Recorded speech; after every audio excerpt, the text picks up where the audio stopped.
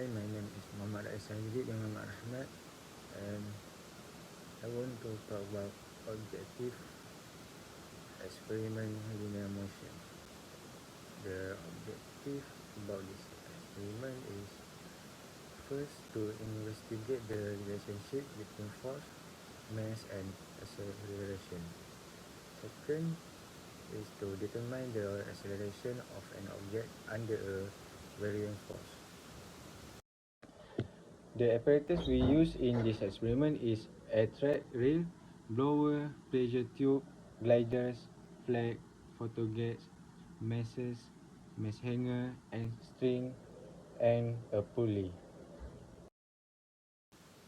Now I'm gonna talk about procedure experiment linear motion.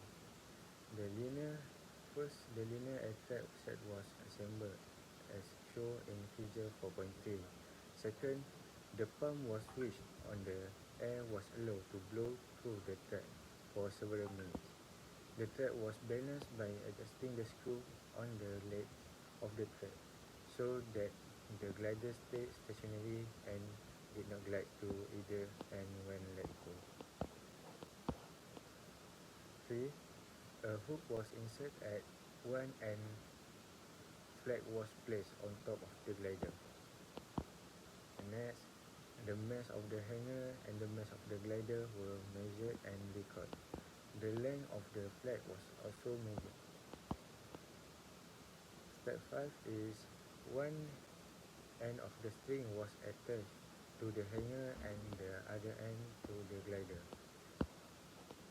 Step 6 is mesh with a mass of 20 grams were placed and 80 grams on the glider.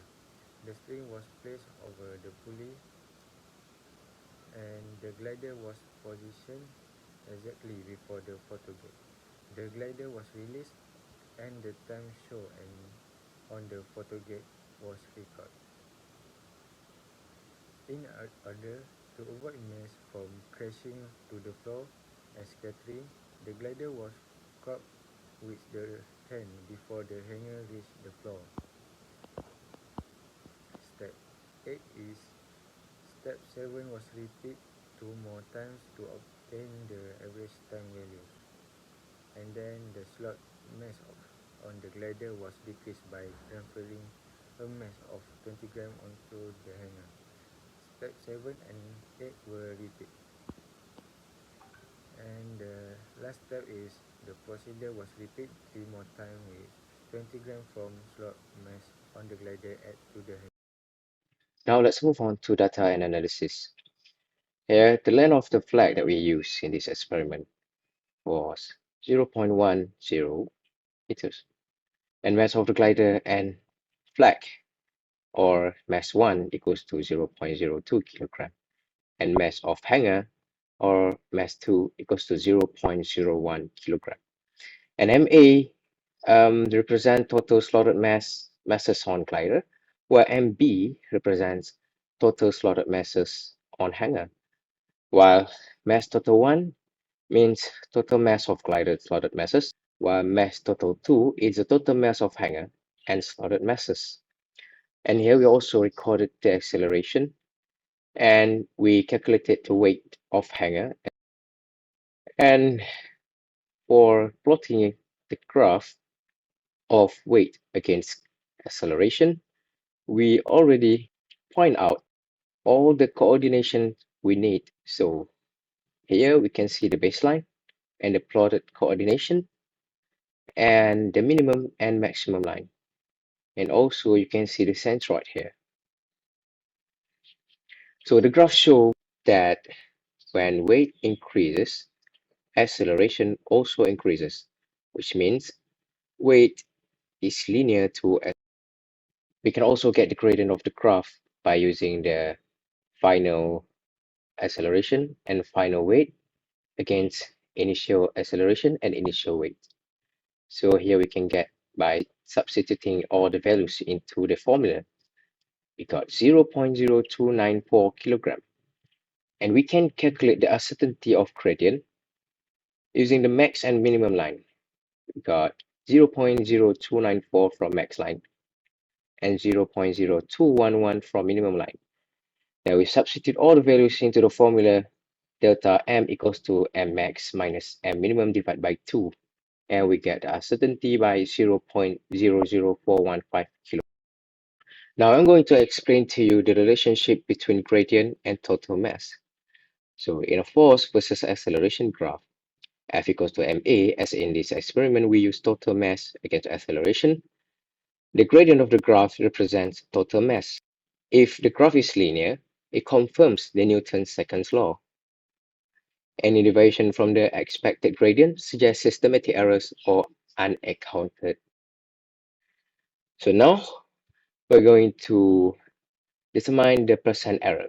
So as using the Newton's second law, we substitute the plotted value from the graph into the formula m equals to delta weight over delta acceleration, and we get the gradient 0.0294. And the total mass, we just add the mass 1 and mass 2, which is we got 0.03 kilogram. And now we already got all the values we need and just substitute into the formula, which is mass total minus mass over mass total times 100. And in the end of the calculation, we got 2% of the percent error. Hi, Assalamualaikum. My name is Ahmad Faizal Fan bin Muhammad Zairil. My metric number is 2025194295. So, our discussion for linear motion experiment is this experiment was conducted using an air track system to minimize friction, allowing us to study linear motion under near ideal conditions. The glider was connected via a string to a hanging mass over a pulley. As the mass accelerated downward to the gravity, it pulled the glider along the air track.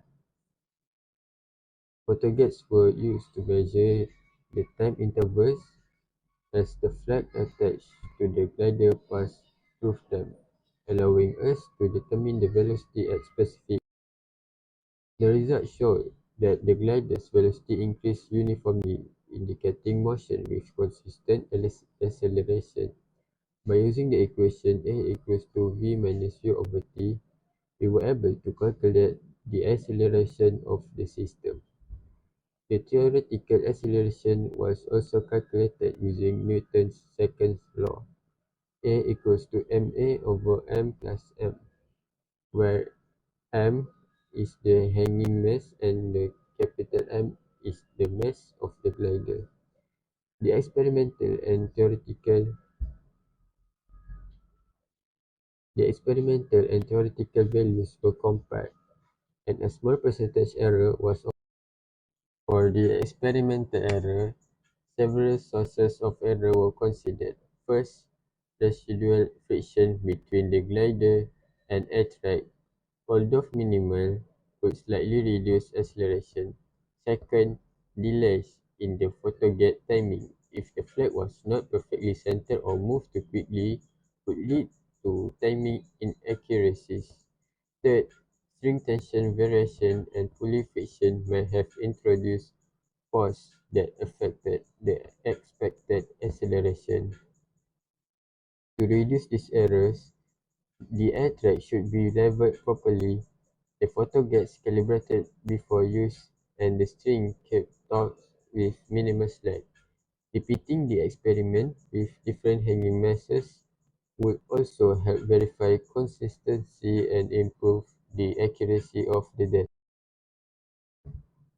The conclusion of this experiment was to study linear motion and verify the concept of constant acceleration using an air track and photoget setup. The glider's increasing velocity over time demonstrated uniform acceleration, and the calculated acceleration closely matched theoretical predictions based on Newton's second law. Despite small experimental uncertainties from friction, pulley resistance, and timing errors, the experiment successfully